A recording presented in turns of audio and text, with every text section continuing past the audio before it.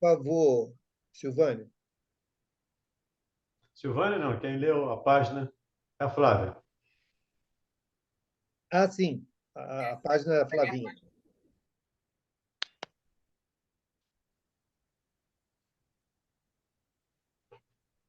Pode ler, Flavinha. O repouso é necessário para o corpo e para a mente. Tem cuidado, porém, a fim de que ele não se te converta em ociosidade, em preguiça. É justo que, ao trabalho, suceda o refazimento de energias, através da variação de atividade ou do repouso, do sono. As muitas horas de descanso, todavia, violentam o caráter moral do homem e desarticulam as fibras e músculos orgânicos destinados ao movimento, à ação. Repousa, pois, o tempo suficiente e não em demasia.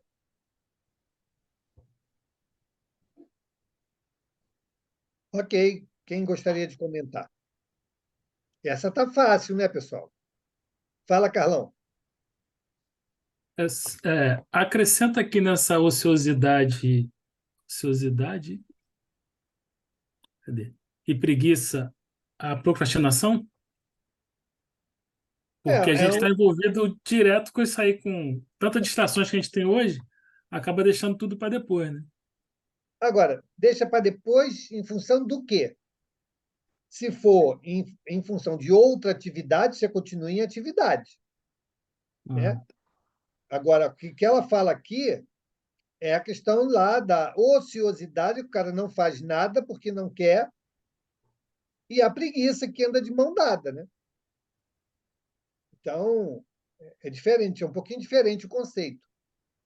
Mas o que ele nos chama a atenção é isso, de nós não perdermos o nosso tempo com a ociosidade, deixarmos que a preguiça vá trazer o ferrugem do trabalho em nossas vidas, né? E aí entra tudo, né? Entra a ferrugem intelectual, quando a gente não busca leitura, quando a gente não busca acrescentar conhecimento, né? Entra aí a preguiça física, né? O ferrugem físico, que vai tornando os nossos movimentos piorados, a resistência piorada, né? Então, todo esse conjunto precisa estar sempre aí em foco para que a gente não permita que esses sentimentos, né, venham a nos atrapalhar aí em nossas atividades diárias, né? Alguém gostaria de falar sobre a lição? Só falar, pelo menos que eu percebi, em demasia. Tudo em demasia é ruim. Então, é a busca do equilíbrio que ela fala aí também. Lá no final, ela fala da demasia. Tudo demasiado, tudo que é excesso, acaba nos levando a um certo prejuízo. Então, precisamos caminhar para o equilíbrio. Eu, pelo menos, preciso. Ainda sou exagerado em alguns pontos, né? E em outros não tem tanto, então a gente precisa buscar esse equilíbrio, que é o que nos recomenda os amigos espirituais. Perfeito. Vamos então à nossa prece. Vamos fazer a nossa prece. Silvana, por favor. Jesus te ampare. Agradeço a oportunidade do pensamento, nosso Senhor Jesus. Agradecemos primeiramente a Deus, nosso Pai, por mais este dia de vida, e por estarmos aqui, Senhor, aproveitando esse dia, esse estudo de terça-feira, Senhor, e nos colocamos aqui, nos reunimos para estudar o Evangelho, estudarmos os seus ensinamentos, que possamos ter nossas mentes, nossos corações abertos para esse entendimento, para esses esclarecimentos, possamos tirar nossas dúvidas aqui, conforme o estudo for colocado, e elas forem se apresentando, e pedimos, Senhor, com muito carinho, que o Senhor possa olhar pela esposa do Ronald, se encontra com problemas de saúde, e que ele e outros irmãos que não estão no estudo hoje, que possam, na semana que vem, possam estar conosco, Senhor. Enfim, pedimos por todas as pessoas que se encontram com tipo de enfermidade, que possam se restabelecer, voltar às suas atividades. Então, Senhor, pedimos sua companhia conosco no estudo desta noite. Agradecemos ao Valdemir pela condição de hoje, ao Mauro também, ao Fred, a todos que estão aqui. Muito obrigada. Permaneça conosco sempre. Que assim seja, Senhor. Que assim seja. Obrigado, Silvânia. Vamos então lá, pessoal. Leitura do nosso irmão Carlos e a condução aí do nosso irmão Valdemir. Só para lembrar, nós vamos retomar o item 5 e 6 para a gente nivelar aí o assunto e iniciamos a discussão a partir do 7. Vamos lá. Capítulo 14. Honrai vosso pai e vossa mãe. Quem é minha mãe e quem são meus irmãos? Tem 5. E tendo vindo para casa, reuniu-se aí tão grande multidão de gente que eles nem sequer podiam fazer sua refeição. Sabendo disso, vieram seus parentes para se apoderaram dele, pois diziam que perdera o espírito. Entretanto, tendo vindo sua mãe e seus irmãos, e conservando-se do lado de fora, mandaram chamá-lo. Ora, o povo se assentaram em torno dele e lhe disseram: Tua mãe e teus irmãos estão lá fora e te chamam. Ele lhes respondeu: Quem é minha mãe e quem são meus irmãos?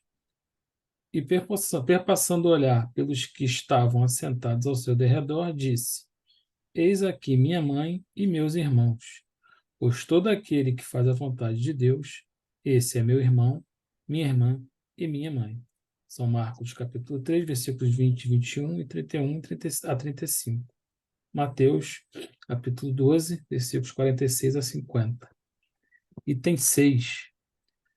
Singulares parecem algumas palavras de Jesus, por contrastarem com sua bondade e sua inalterável benevolência para com todos.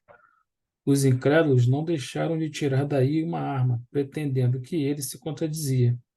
Fato, porém, irrecusável é que sua doutrina tem por base principal, por pedra angular, a lei de amor e caridade. Ora, não é possível que ele destruísse de um lado o que do outro estabelecia. De onde está a consequência rigorosa? Se certas proposições suas se acham em contradição com aquele princípio básico, é que as palavras que se lhe atribuem foram ou mal reproduzidas, ou mal compreendidas, ou não as suas. O 7. Sim, Item 7. É o item 7. Causa admiração e com fundamento que neste passo mostrasse Jesus tanta indiferença para com seus parentes e, de certo modo, renegasse sua mãe. Pelo que concerne a seus irmãos, sabe-se que não o estimavam, espíritos pouco adiantados, não lhe compreendiam a missão. Tinham por excêntrico o seu proceder e seus ensinamentos não os tocavam, tanto que nenhum deles o seguiu como discípulo. Disse-ia mesmo que partilhava até certo ponto das prevenções dos seus inimigos. O que é fato, em suma, é que o acolhiam mais como um estranho do que como um irmão. Quando aparecia a família, São João diz positivamente, no capítulo 7, versículo 5, que eles não lhe davam crédito. É interessante a gente ver essa fala de Kardec, causa admiração e com fundamento, que neste passo mostrasse Jesus tanta indiferença para com seus parentes e, de certo modo, renegasse a sua mãe. Nós temos falado aqui, temos trazido para discussão, para reflexão principalmente, os estudos de Jesus não podem ou não devem ser estudados como uma fotografia, onde você pega um momento, um instantâneo, e vê aquele momento. É preciso que a gente estude ou perceba os ensinos de Jesus como um todo. Desde lá do princípio do seu messianato, do seu trabalho, até mesmo lá com os 13 anos, discutindo lá com os doutores da lei, até após a crucificação. porque só assim nós vamos poder entender as palavras de Jesus.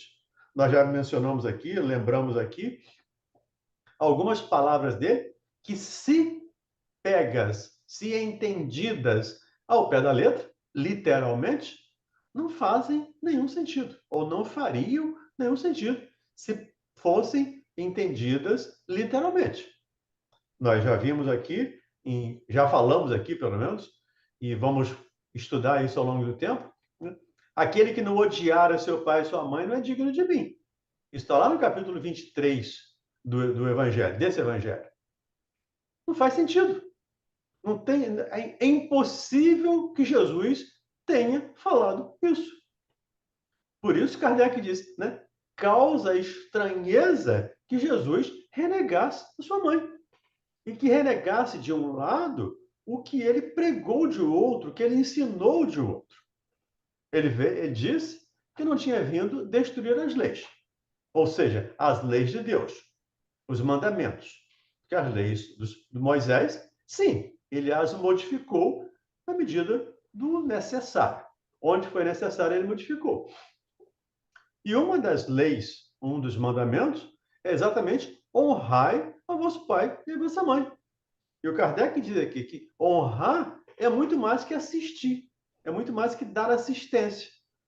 É fazer aqueles pequenos nada, aqueles pequenos supérfluos, ajudá-los, ajudar os pais, especialmente os velhos, nas situações que necessitam. Então, quando Jesus pergunta quem é minha mãe, quem são meus irmãos, em absoluto, ele não está renegando a sua mãe. Ele não está renegando aos seus parentes. Uma outra coisa que fala aqui, que sempre gera discussão, os irmãos de Jesus. Não há uma definição, uma certeza se esses irmãos a que fala o Evangelho são verdadeiramente irmãos ou são primos. Porque na cultura judaica, e hoje em muitas outras culturas, na Itália, por exemplo, é assim, né? Os primos são considerados irmãos. Os sobrinhos são considerados netos. Então, a gente não sabe se efetivamente esses irmãos aqui, Kardec menciona aqui, e que São João faz referência, dizendo que eles não lhe davam crédito, se são irmãos ou são primos. E também não faz a diferença. Não faz a menor diferença se são primos ou irmãos. Porque, principalmente em função da lição. Quem é ou quem são os meus primos? Quem são os meus irmãos? Senão aqueles que fazem a vontade do Pai. Então, precisamos, de novo, pegar esse ensino do Cristo, ou os ensinos do Cristo, e ampliar esse horizonte. Precisamos pegá-lo a 360 graus, estudá-los a 360 graus, porque aí nós vamos ter uma informações mais precisas e uma compreensão mais exata dos ensinamentos do Cristo. Porque se nós pegarmos só uma foto, só um momento, só um instantâneo, nós vamos ver contradição nas palavras de Jesus. Então é importante que a gente, quando estudemos ou quando estudarmos os ensinos de Jesus, ampliarmos esse horizonte. Pegarmos realmente tudo. Principalmente os ensinos de Jesus à luz da doutrina espírita. Porque sem a percepção, sem o entendimento da doutrina espírita, fica muito complicado, ou fica bem mais complicado entendermos os evangelhos, entendermos a Bíblia sem os ensinamentos da doutrina espírita. Então, qualquer percepção que tivermos, qualquer estudo que fizermos, precisaremos levar em consideração os aspectos doutrinários espíritas, as orientações dos espíritos, porque senão nós vamos ficar capenga. Lembra que ia falar do Ásila, né? A religião sem a ciência é cega e a ciência sem a religião é capenga. Então, se nós não pegarmos esse estudo completo, nós também vamos ficar claudicando, vamos ficar meio que pelo meio do caminho, como brinquei aqui agora há pouco, né? A internet da Silvânia estava meia boca. Então, o nosso estudo ficará, ou ficaria, a meia boca, se não pegarmos esse horizonte, se não ampliarmos esse horizonte. Tudo bem? Alguém quer falar? Silvânia de Cássia. Valdemir, Sim. eu vou manter assim a câmera fechada por conta da internet, tá bem? Sim, é claro. Valdemir, nessa questão aqui, será que Jesus não, assim, já não estava mostrando a questão que ora podemos ser irmãos, ora podemos ser mães e irmãs? Será que Jesus não estaria também colocando desta forma, com relação a outros termos, a da reencarnação mesmo, né? Só que não podia, não dava para falar tudo, né? Será que ali não estaria também com esse sentido, não? Silvânia, pode ser. Eu não percebo assim. Eu percebo aqui como uma irmandade. O que Jesus está nos dizendo aqui somos, dentro da minha percepção, tá? Não é a melhor, não é a verdadeira, não é uma só percepção. Mas o que ele está nos dizendo aqui somos todos irmãos. Devemos nos ajudar mutuamente. Devemos amar a todos, independente do grau de parentesco consanguíneo que tivermos. Porque todo aquele que faz a vontade do Pai, esse é meu pai, minha mãe, meu irmão. Ou pode ser, aí dentro do aspecto da reencarnação, pode ser qualquer desses papéis. Mas eu não percebo aí, mas é só a minha percepção, que ele esteja falando da reencarnação em si. Acho que ele está falando muito mais da irmandade, da fraternidade, que é o fratello, né? O fraterno, o frater, do irmão, onde todos somos irmãos, onde todos temos a mesma origem, que é Deus, que é o Pai. Assim eu entendi, tá? Mas fica aberto para discussões. Eu percebo, Silvânia, também que Jesus, com essa fala, ele quis, de fato, trazer a luz da família espiritual, e não necessariamente a composição de papéis. Que diz lá, todo aquele que faz, né, a vontade do meu pai é assim, então o quê? Minha mãe, meu irmão, então ele aumenta a família, né? Porque quando ele é questionado, né, e abordam com esse aspecto familiar. Olha, sua mãe e seus irmãos estão aí, como se restringisse àquelas pessoas esse núcleo familiar. E aí Jesus amplia, então, olha, todo aquele que age dessa maneira aqui, eu considero como parte da minha família. E quais são os papéis que estão considerados, ou que são considerados familiares? Pai, mãe e irmão. Então, eu acho que ele traz exatamente a amplitude do conceito familiar, né, para aquele momento em que ele deixa o ensinamento. Né? Sermos filhos de Deus. Tá certo. Obrigada. Alguém mais? Ninguém. Então vamos lá, Carlos. Vamos lá. Quanto à sua mãe, ninguém ousaria contestar a ternura que lhe dedicava. Deve-se, entretanto, convir igualmente em que também ela não fazia ideia muito exata da missão do filho, pois não se vê que ele tenha nunca seguido os ensinos nem dado testemunho dele, como fez João Batista. O que nela predominava era a solicitude maternal. Supor que ele haja renegado sua mãe fora desconhecer-lhe o caráter. Semelhante ideia não poderia encontrar guarida naquele que disse: honrai vosso pai e vossa mãe. Necessário, pois, se faz procurar outro sentido para suas palavras, quase sempre envoltas no véu da forma alegórica. Ele, nenhuma Não, ocasião. não, tudo bem, Carlos. Vamos por parágrafo para a gente ir comentando devagarzinho. Entender a missão de Jesus nenhum de nós entendeu ainda hoje. Nem mesmo João Batista, que deu o testemunho dele, ou muitos outros que deram testemunhos. E João Batista chega lá, é preciso que eu diminua para que ele cresça. Isso é um testemunho e tanto, né? É a campanha, né? Eu preciso diminuir para que ele cresça, porque eu estou batizando com água, mas ele vai batizar com fogo, com o Espírito Santo. E claro que Maria, mesmo sendo, segundo aqui a percepção de Kardec, mesmo sendo um espírito superior, imaginamos aí um espírito de uma superioridade, uma grande superioridade em relação à grande maioria dos terráqueos ou dos capelinos, se for o caso, mas não faziam ideia da missão de Jesus.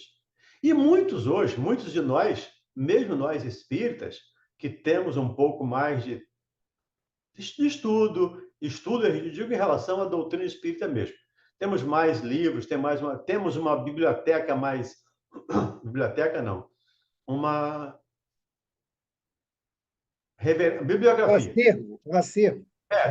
Bibliografia. Né? Um acervo muito maior do que as demais religiões, mas ainda assim, muitos de nós, espíritas, vê Jesus como um chefe de religião. Pelo amor de Deus, precisamos ampliar esse horizonte. Jesus é muito mais que um chefe de religião. Aliás, ele não é chefe de religião. Porque nós temos hoje no planeta, né, centenas de religiões e ele é chefe de todos. E o que ele nos sugere é que amemos a todos, inclusive aos inimigos, ou principalmente os inimigos. Então, naturalmente, aqueles familiares do Cristo, nem mesmo a mãe, é claro que ela não tinha noção exata. Imaginamos que ela não tinha noção exata, em função até do que lemos nos evangelhos, ela não tinha noção exata da missão do Cristo. Tanto é que ela vai ao templo pedir aos doutores da lei que recebam Jesus para que os oriente, para que o encaminhe, para que ele não fique perdido. Quando ele está, já aos 12 anos, discutindo com os doutores da lei, explicando as leis de Moisés. Então, ela não fazia muita noção, muita ideia, e os irmãos, ou primos, como falamos anteriormente, muito menos. São espíritos, obviamente, que tiveram a grande oportunidade de estar ao lado do Cristo, mas, como diz Kardec, não deram testemunho dele, não seguiram os seus exemplos, a não ser o Tiago, aí, que não sei se é irmão ou primo, mas que foi um seguidor do Cristo. Os demais, não. Então, quanto a Maria, ele disse, era apenas uma solicitude materna. Nós hoje, no século XXI, e um pouco antes também, entendemos que o amor de mãe é, no planeta Terra, o amor mais próximo do amor de Deus. Mais próximo, mas ainda assim está a anos-luz de distância. Então, esses companheiros e essa irmã, a Maria, eles não tinham noção do papel real de Jesus nessa tarefa dele de Messias. Até porque, gente, convenhamos, né? Chega alguém e diz, eu sou o Messias. E já tinha aparecido já tinha tantos falsos profetas, tantas coisas, que não lhe deram crédito. Os próprios irmãos dele não lhe deram crédito. Até tinham uma certa prevenção contra ele, porque achava que ele era meio fora do quadradinho, né? Ele estava fora do quadrado. Ele não estava dentro dos princípios, em princípio, que eles consideravam como sendo normal. Então, é natural que eles não tenham entendido essa palavra. E, de novo, Jesus aproveita toda a oportunidade para nos trazer ensinamentos. E aí, também concordo com o Mauro na fala anterior, a amplitude desse conceito familiar, do família consanguínea para a família espiritual, foi o principal objetivo desse estudo, na minha percepção. Tá? De novo, eu gosto de ressaltar isso porque não é a melhor percepção, não é a melhor interpretação, é só uma maneira como eu vejo. Diga aí, Carlos. É, a gente sabe que não tem como precisar, né? Mas que ele fala aqui que ela nem tenha dado testemunho dele, não seria pela falta de liberdade que as mulheres tinham naquela época? Porque a gente tem relatos que ela, sendo um espírito superior, né? Ela cuida das colônias de suicidas e tal. Será que não era por isso, por ter falta de liberdade de fala, as mulheres naquela época? Até pode ser, Carlos, é um aspecto a ser considerado. Mas lembramos a Magdala, que vai lá e dá testemunho de Jesus. Ela chega e se coloca diante de Jesus, mesmo sendo uma cortesã, mesmo sendo uma mulher com 7 demônios, com muitos pecados, com tanta dificuldade, ainda assim ela chega e dá testemunho. Agora, é claro que o aspecto machista da ocasião, da cultura judaica à época, e ainda hoje, isso ainda prevalece em muitos aspectos, também imagino que tenha tido um peso. Mas eu lembro da Madalena, lembro da Joana de Cusa, que diz, eu quero deixar meu marido para te seguir. Eu quero deixar minha casa para te seguir. Isso é testemunho, isso é romper com os princípios do machismo. E Jesus, não, fica lá na sua casa e me segue lá. Me sirva lá onde você está. Então, eu não percebo fortemente, digamos assim, o aspecto machista da situação em si. Mas, na minha percepção, e acho aqui de Kardec também, a dificuldade mesmo dela entender a passagem, entender a função, o papel que Jesus tinha nesse processo. Imagina alguém, eu sou o governador do planeta, eu sou o formador deste planeta, eu sou o formador da Terra. Esse cara está alucinando, né? Está esquizofrênico, está viajando aí na batatinha. Então, era difícil entender, com toda certeza. É, Diga aí, Mauro. pegando esse gancho, né, eu também não vejo que o testemunho tenha muito a ver com a questão cultural, né, da época, porque o testemunhar, muitas das vezes, não era o que você ia falar, mas aquilo que você ia vivenciar, né? Dar o testemunho são ações em detrimento daquilo que você crê. Me permita uma fala, Mauro, em cima dessa fala aí. A Lívia, Tinha, esposa do Paulo Lentulus, deu testemunho do Cristo. Foi lá, morreu por Cristo. Trocou de roupa, entrou lá como escravo e morreu como Cristo, né? e Como vários Cristo. outros, né? É que esses são mais conhecidos, Destacado. mas existem vários outros que deram testemunho, né, daquilo que criam, que Jesus dizia. Então, acho que não tem muito a ver a questão é, cultural da época, né? Mesmo a posição da mulher na época. A gente tem vários exemplos que demonstram o contrário disso. E outra coisa que eu ia falar, o Valdemir falou aí, agora me fugiu. Mas se eu lembrar, eu volto aqui e falo com relação a essa. Ah, sim, lembrei. É, muitos outros espíritos interagiram com Jesus. E muitos deles, vocês podem até, de repente, não concordar, é a minha percepção, tá, pessoal? Não estavam na mesma condição de Jesus, ok? Não eram necessariamente espíritos puros para poderem estarem ali convivendo com Cristo. Muitos ali demonstraram essa distância evolutiva com relação ao Cristo, mas estiveram próximos dele, né? Foram aqueles escolhidos para serem continuadores do Cristo, da mensagem do Cristo, né? Da proposta da Boa Nova.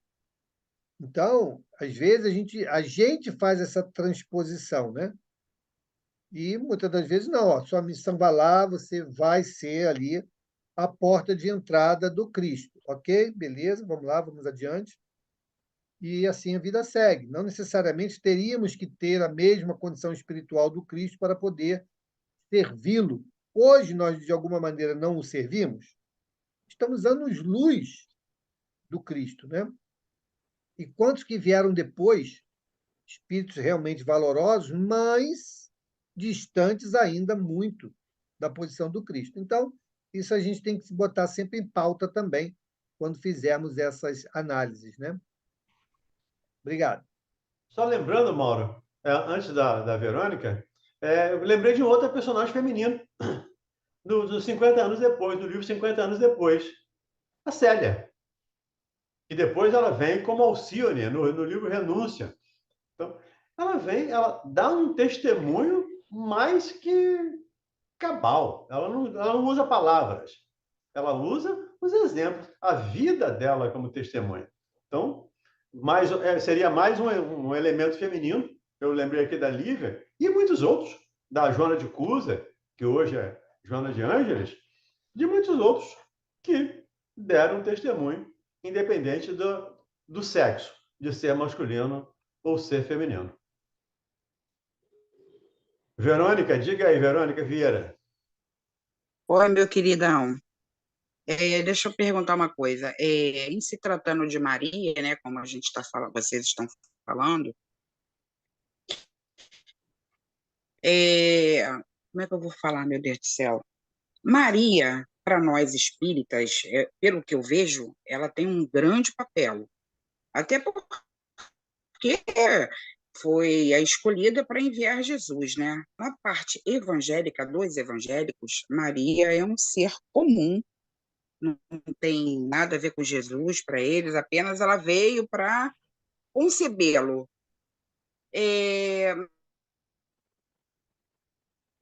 Mas a pergunta que eu quero fazer, Maria, ela tem um papel importantíssimo para nós, não tem?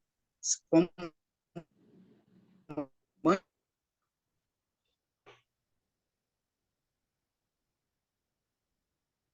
Congelou a Verônica. Congelou a Verônica. Mas a Eu não sei pergunta que ela fez é a relevância, né, da Maria. Oi, está me ouvindo? Agora melhorou. Voltou. Está ouvindo agora? Sim, pode concluir. Tá bom.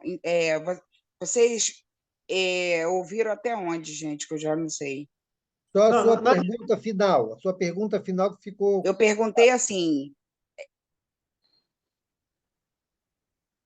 Afinal, foi assim: Maria, ela, para nós espíritas, ela tem um papel importantíssimo, não é? Porque para os evangélicos, ela não tem esse papel. Porque eu vejo muito no espiritismo hora de Maria, que é a hora do Ângelus, né? A oração de Maria, porque eu vejo assim muito descaso com relação aos evangélicos. Não estou criticando, tá? Eu estou comparando. Eles não têm esse afeto por Maria. E como a gente estava falando agora aqui anteriormente, o papel da mulher, né, da Maria e tal, eu queria saber assim, Maria, para nós espíritas, ela tem um grande papel, não tem? Como tem todos os espíritos superiores, como tem Bezerra de Menezes. É claro que Maria, inclusive o Bezerra, é devoto, usando o termo católico aqui, né? É devoto de Maria, é um admirador, é um seguidor, digamos assim, usando aqui a rede social, né? Bezerra segue todas as redes sociais de Maria. Então, todos os espíritos superiores são importantes para nós, porque entendemos que todos caminhamos para essa perfeição. Os nossos irmãos evangélicos têm uma percepção diferente. Eu não vou ser perfeito, eu vou ser escolhido para ser salvo. Eu vou ser salvo pela graça. É isso que meus irmãos me dizem lá. Eu vou ser salvo pela graça, porque Deus me agraciou, porque eu tenho fé. É uma percepção deles. Agora, Maria é tão importante quanto outros espíritos superiores que nos auxiliam, que nos trazem mensagens. E eu diria assim, o Bezerra, o Emmanuel, a Joana de Ângeles, tá mais próximo de nós do que mais próximo, porque em função da pouca de menos elevação, mais próximo de nós do que Maria. Então, eu vejo a importância da Maria, sim, importantíssima. Ela foi escolhida para ser a mãe do Messias. Mas que ela tinha essa noção exata disso, não percebo que ela tivesse. Ok, Carol Rodrigues. obrigada.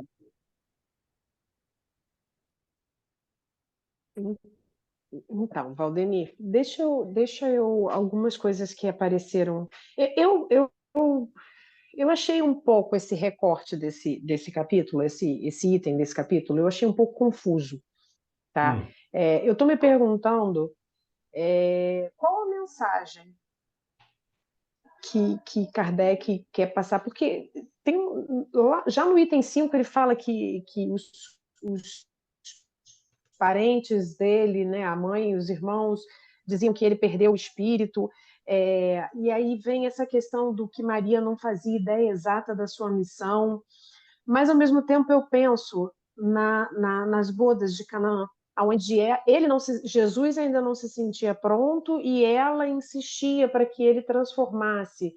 Então, assim, talvez ela tivesse uma noção do que ele podia fazer, mas não tivesse ideia exata da sua missão real, né?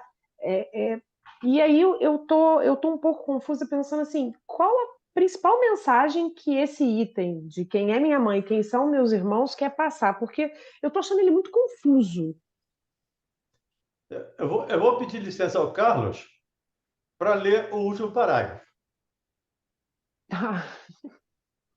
Ele, Jesus, nenhuma ocasião desprezava de dar um ensino. Aproveitou, portanto, a que se lhe deparou com a chegada de sua família para precisar a diferença que existe entre a parentela corporal e a parentela espiritual. É o último parágrafo do texto de Kardec. É a essência dessa mensagem, de novo, eu entendo assim, é nos mostrar que somos todos irmãos. Inclusive ele. Inclusive Jesus. Porque todo aquele que faz a vontade do meu Pai é meu irmão. E ele disse, eu vim para fazer a vontade do meu Pai. O meu alimento é fazer a vontade do meu Pai. Eu vim para cumprir a vontade do Pai. Que se possível, a parte de mim se cálice, mas que se cumpra a vontade do Pai. Então, ele se coloca também como nosso irmão. Agora, como eu disse anteriormente, nenhum espírito encarnado, e pelo que Jesus disse, João Batista estava além de Maria em termos de evolução espiritual, porque ele diz, dos nascidos de mulher, ninguém é maior que João Batista, mas ainda assim, ele é pequeno no reino dos céus. Então, diante de Jesus, todos os espíritos que estavam ou que estamos no planeta Terra, e vamos nos limitar ao planeta Terra, estamos anos-luz de distância. Praticamente há 5 bilhões de anos, Jesus já era puro. Então, qualquer espírito que esteja na Terra, por mais avançado que esteja, vamos falar aqui de Ismael, né?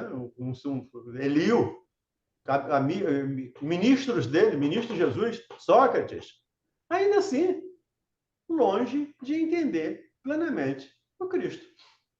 Eu, pelo menos, entendo que a verdadeira mensagem, a essência da mensagem, nessa passagem, é fazer a diferença da parentela corporal com a parentela espiritual, como está aí no último parágrafo desse texto. Não sei se isso te ajuda, Carol. Sim. Se não ajuda, fica à vontade. Você complicou tudo. Então, vamos lá. Não, realmente deu uma luz, porque deu uma luz.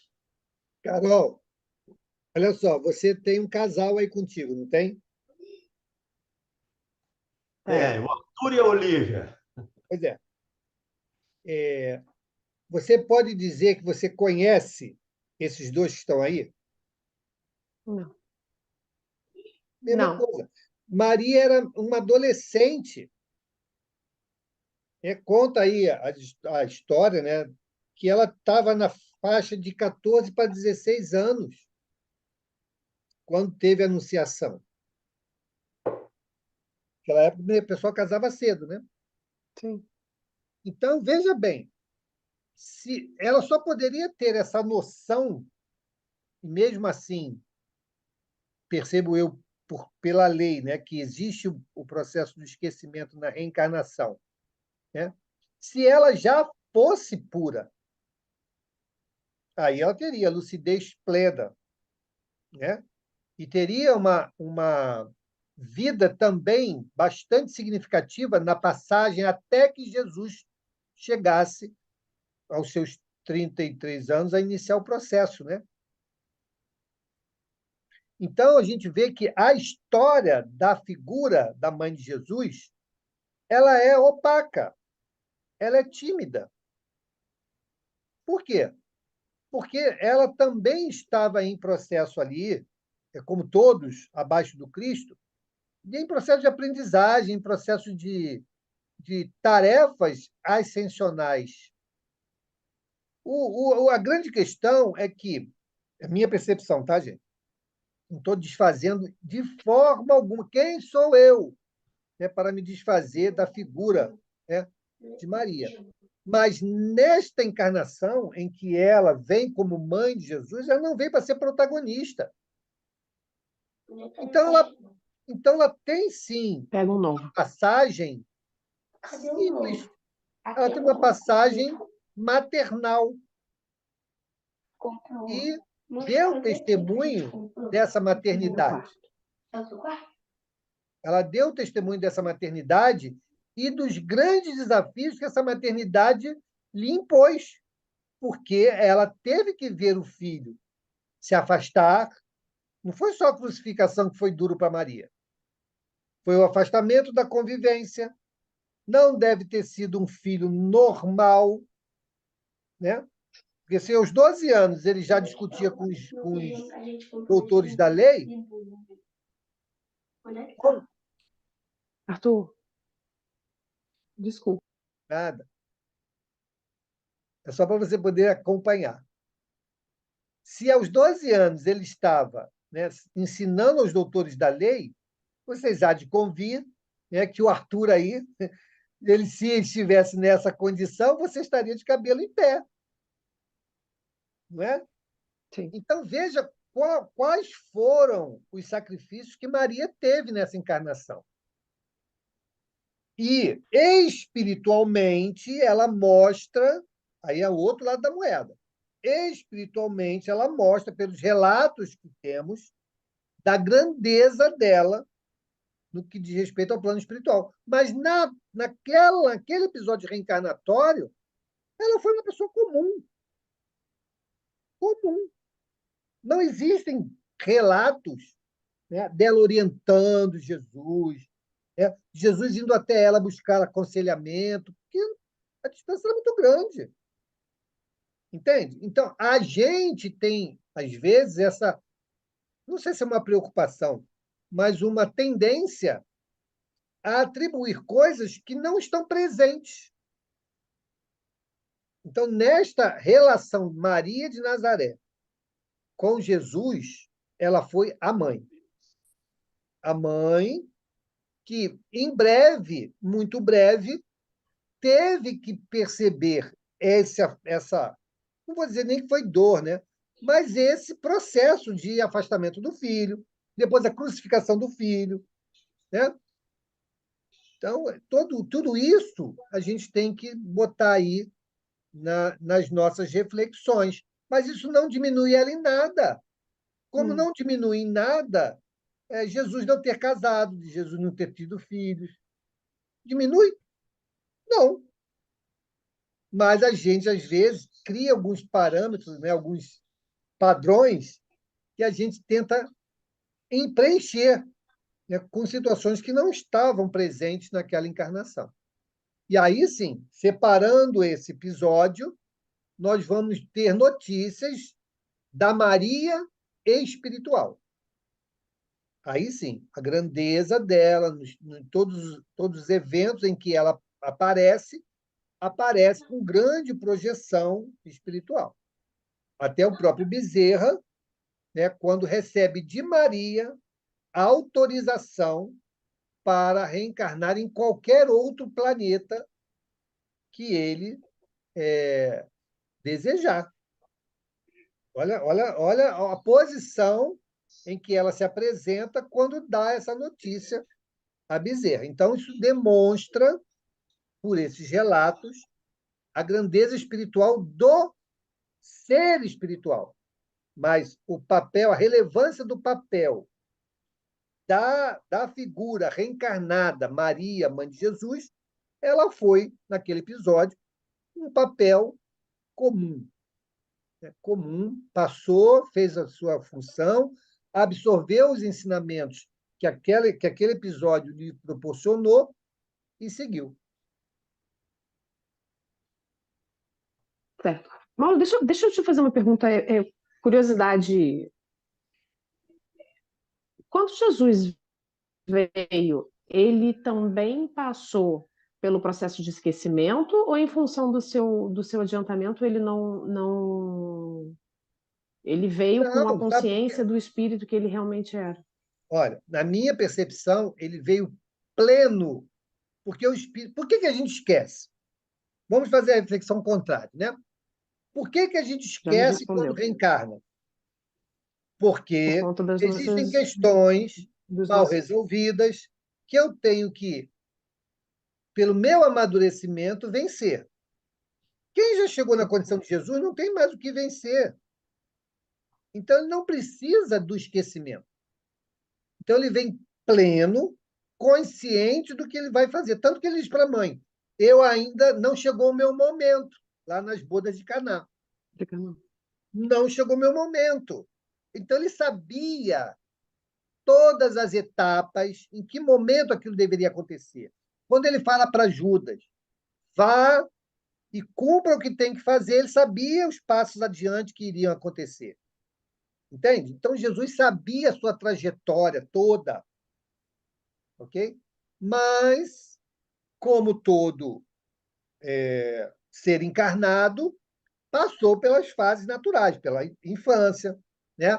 Pela juventude, né? Pela madureza, porque são questões biológicas que precisavam também ser cumpridas. Ele não podia nascer e, com 2 meses de idade, já falar: mãe, olha só, me serve tal coisa aí, ô fulano, lê lá o que Josué falou. Não.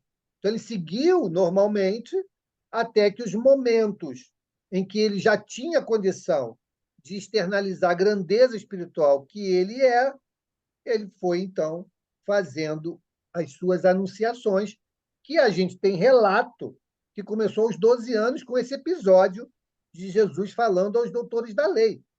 Mas o que não se tem de registro, né, para que aos 12 anos ele já com essa maturidade, também não surgiu assim.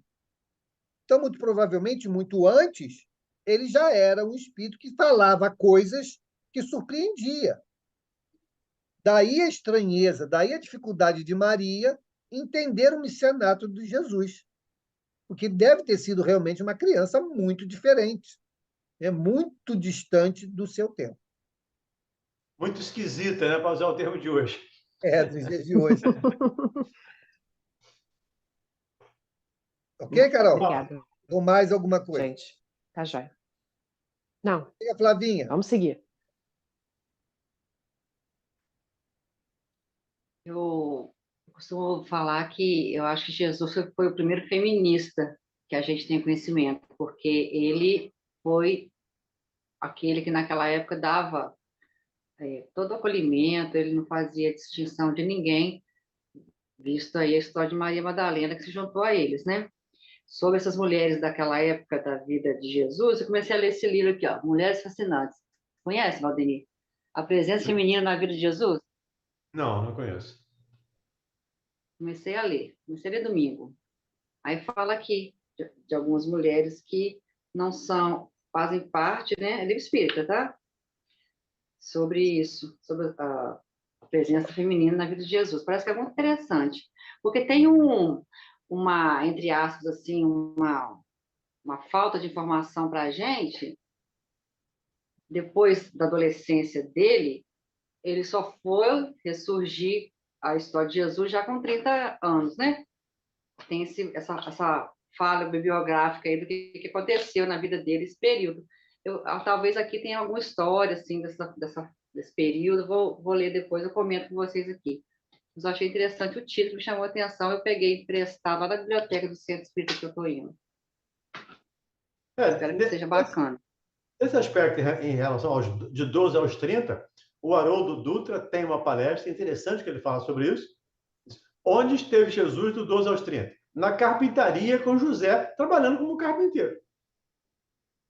Porque a Maria queria que ele fosse para o templo para estudar lá aos pés lá dos doutores da lei.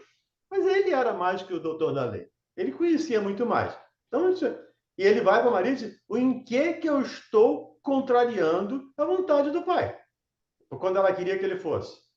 E ele se submeteu à disciplina da carpintaria lá com José. Segundo essa palestra do Haroldo, ele ficou lá dos 12 aos 30, trabalhando na carpintaria como um carpinteiro comum. Tanto é que ele é considerado o carpinteiro, né? A gente conhece como carpinteiro. Vou procurar. Obrigada. Diga, Verônica. Ô, Valdemir, eu fiquei agora com, como é que eu vou dizer?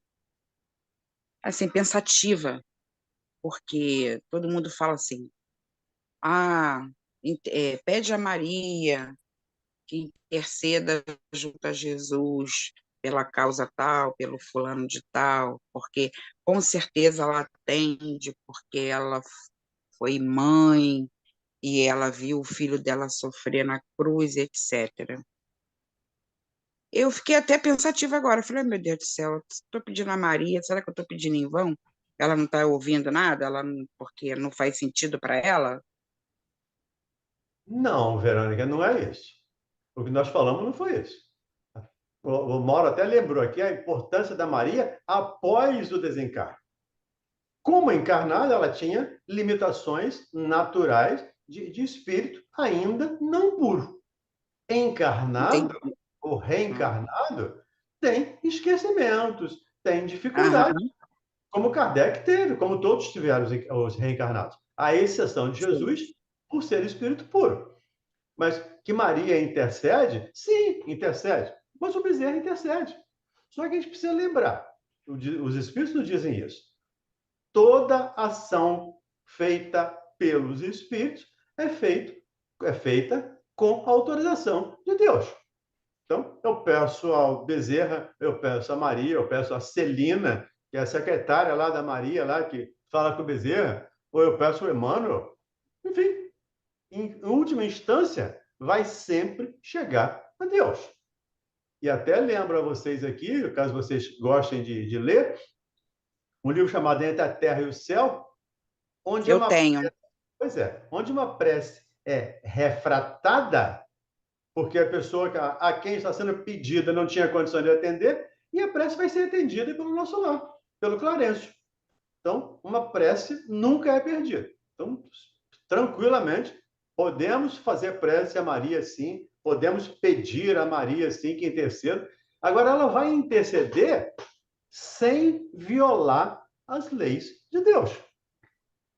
Jesus disse: eu não vim destruir as leis. Então, qualquer coisa que os amigos espirituais fizerem será respeitando as leis de Deus, como Jesus respeitou.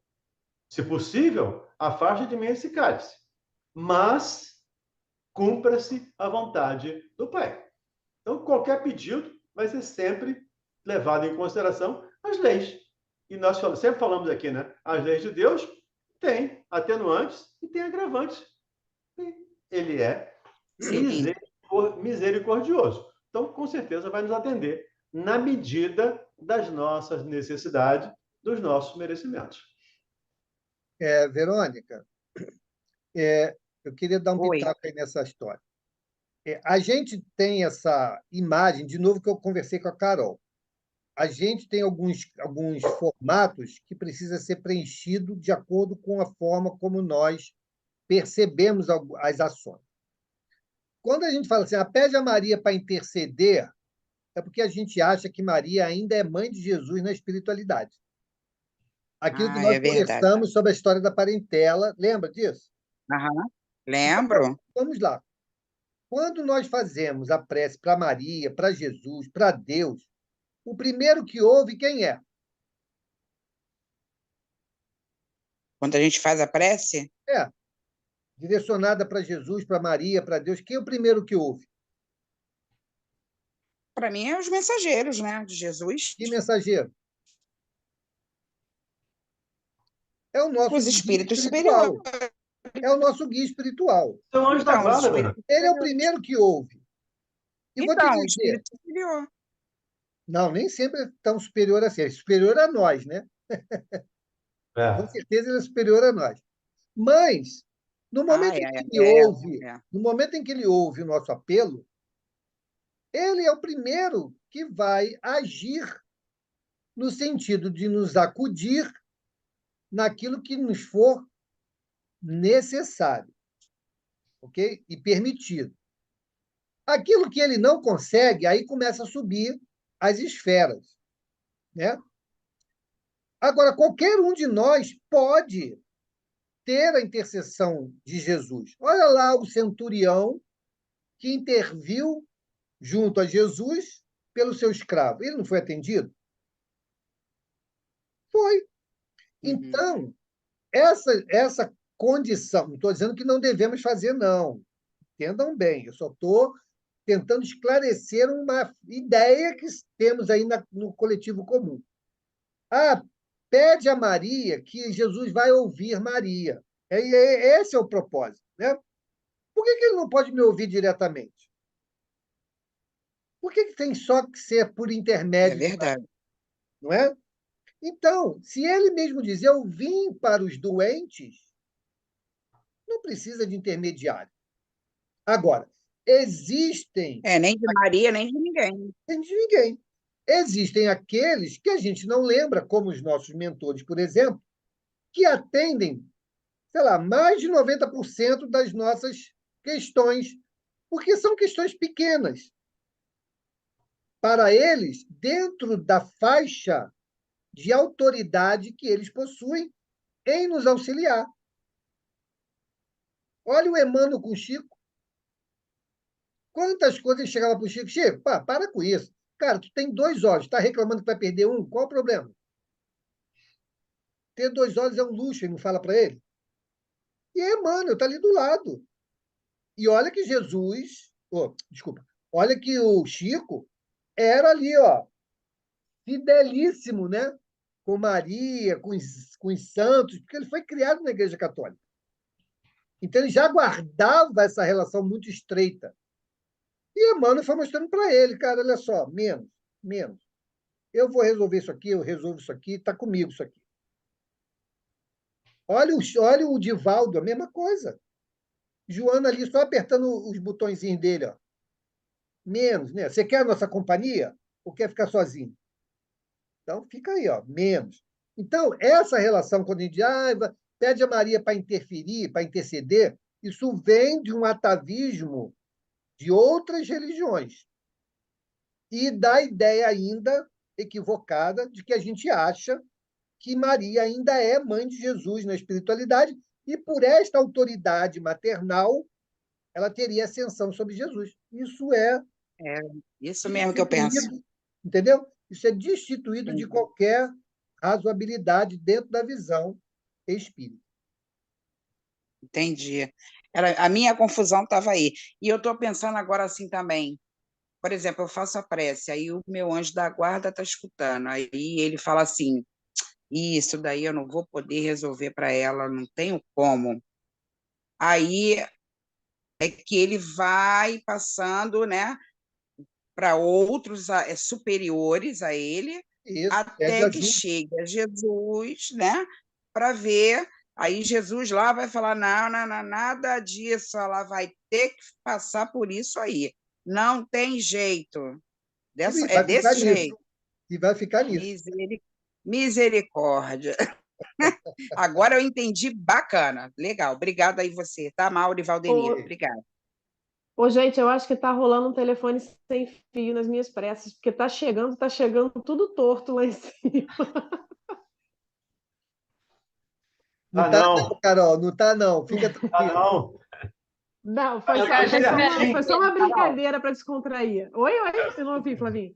É o que a gente está merecendo mesmo. Pois é. Diga, Deixa eu só fazer Silvane. mais uma pergunta rapidinho. Ah, não, desculpa. Vai, Silvana. Fala, Silvane. Não, Carol, pode fazer pergunta. Pode fazer. Não, é muito rápida, tá? Existe algum acervo dentro do Espiritismo? Porque, assim, eu não conheço Maria, a história de Maria, né? Antes de Jesus, pela ótica do Espiritismo. Eu só conheço pela história do catolicismo. Existe alguma coisa, algum material desse do Espiritismo ou não? Olha, existe um livro chamado Mulheres do Evangelho. Ali você talvez tenha alguma informação que normalmente a gente não encontra, tá? Ok. Mulheres do Evangelho. E eu Obrigada. coloquei aí lá no grupo, nosso grupo de estudo, botei lá um livro que não é espírita, mas o título é Coleção Apócrifos do Cristianismo, Evangelho Árabe da Infância de Jesus. Então, é uma obra em que trata sobre o período da infância de Jesus, que é desconhecido, mas que lá, né, tanto é que é um livro árabe, né, que dentro dessa pesquisa, né, sobre Jesus, eles vão falar sobre a infância. Né? Então, é o Evangelho Árabe da Infância de Jesus, de Peterson do Nascimento. Então, é uma pesquisa. Né? Então, não é espírita, note bem, não é espírita, mas é uma obra que eu até vou dar uma lida, vou ler, né, esse livro. O negócio é achar para poder saber qual é as fontes que esse pesquisador, né, buscou e quais elementos que ele encontrou para reportar ali sobre a vida de Jesus. E ele fala dos evangelhos apócrifos, que é outra coisa. Por que os evangelistas são só esses que compuseram a Bíblia? Quem deu a credibilidade ou a exclusividade da verdade a esses que escreveram? São Jerônimo. Pois é, o encarnado. Né? É. Então, o que levou a desconsiderar os demais? Será que era contrário a uma ideologia da época? Será que era contrário ou não politicamente correto aquilo que se estava construindo na igreja da época? Então, informação é informação. Nós temos que ter acesso e depois fazer o devido crivo, né? Daquilo que dentro da nossa percepção é coerente ou não é coerente, é aceitável ou não é aceitável, mas quem tem que decidir isso é quem tem acesso à informação. E não alguém preliminarmente dizer para mim que isso está errado ou aquilo está certo. Né? Então, quando Kardec ele se impôs aos sistemas que eram detratores do espiritismo, ele não disse que estava simplesmente errado, ele mostrou que pela razoabilidade dos argumentos ou pela fragilidade dos argumentos, aquilo não se sustentava. Então, é assim que eu acho, na minha percepção, e como eu busco fazer, né, diante das informações. Para mim, não existe nada que seja apócrifo ou que seja dispensável. Eu vou ler.